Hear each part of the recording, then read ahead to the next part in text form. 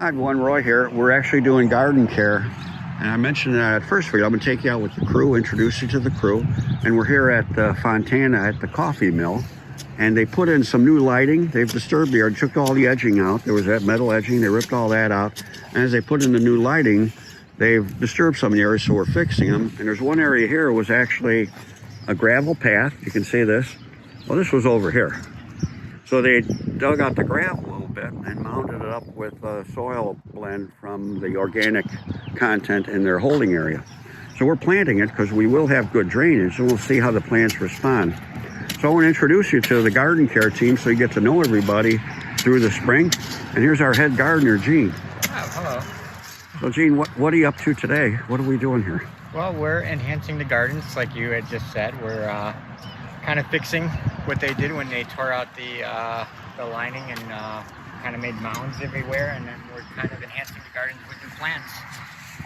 So I am drilling in the... Yeah, we got our drill with us. Yes, and you can see I'm not doing a good job because he's got a shovel. Isidro's staying ahead of us with our conversation. I like to leave shovels at home when I have the drill. It goes so much quicker. Okay. But yeah, so I'm drilling it in so he can plant them, and then we're going to mulch it, and then we're going to probably be back in about 2-3 weeks to see how everything's going, especially areas like this where it's all gravel underneath. Yeah. And so you might need to add additional water. Yeah, so that might change some things because we do have a really wet area down here. Right. You know, so... Yeah, this gets extremely wet, especially when they turn the sprinklers on. And we're trying to manage sprinklers, but it's a hard thing to do. Yeah. And you're here with Isidro. Yes. Isidro's one of our top gardeners. I have to say, you put a Dutch hoe in Isidro's hands, he's kind of unstoppable. Yeah. He's very good at that. Okay, well, we'll visit with some of the other crew and see what we're doing, but it's all about the next trip. Yeah, and whatever they say about me, don't believe them. I never spread words around. All right, thanks, Gene. Thank you. We're at the coffee shop. We just talked to Gene earlier, and we got the planting done. We put leaf mulch around it, and Gene had noticed some areas over here if we wanted to address them right now. There's turf grass coming up in the Millennia. So Gene, tell us what you saw and what kind of action we can take, if not now, later.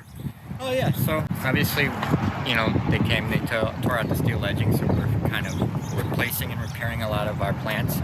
And we also do garden care here, and we kind of noticed that the Millennia has all the turf grass in here.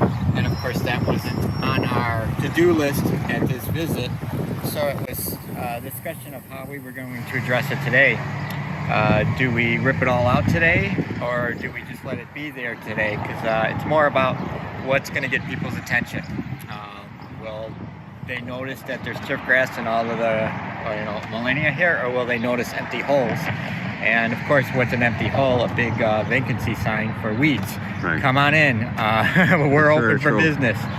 So we chose to just kind of leave it in there, and then when we come back in 2 or 3 weeks, we'll have plants with us. We'll rip them out and put the plants right So we'll take out these Millennias, because a lot of times the grass seed comes in when they don't trim along the edges, the mowing group, and those grasses along the edges seed.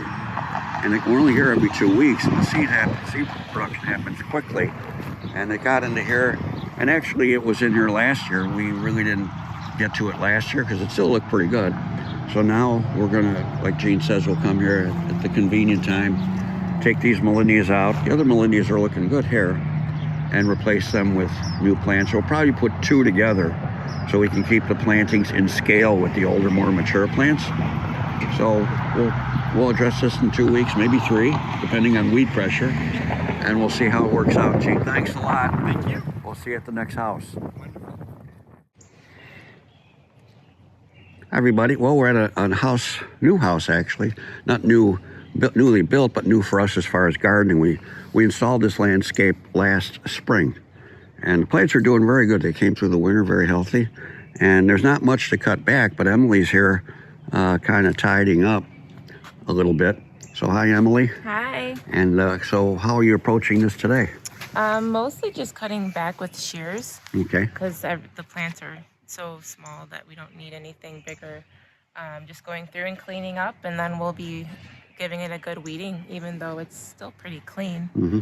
And then mulching and hopefully some Yeah, new light leaf plantings mulch today. we'll put down Light again. mulch, Yeah. But everything is looking really good. Yeah, I have to say the It's- plants came through nice. Yes, and like I said, it's pretty clean. Mm-hmm. But I think just with the time we planted it, you know, we do have a decent amount of coverage. Yeah, it looks good. With the sedges. Sedges are starting to bloom. We got a mixture of Pennsylvanica, Divulsa, Montana. So we have a good sedge Yes. diversity. Yep. And then let's take a look at this. We got Alchemilla coming through, the Allium Summer Beauty. Nice grouping of Carex, Alchemilla. And that's that pattern you see here. And that's what Pete Adolph stressed to me when I met him. Roy, stretch your patterns out. Don't be choppy. So I always think about that when we're laying plants out. Stretch your patterns. Okay. Well, Yeah, it's gonna have be a great day. Yeah. Thanks for all the tips. Yeah, thank you. I'll see you later.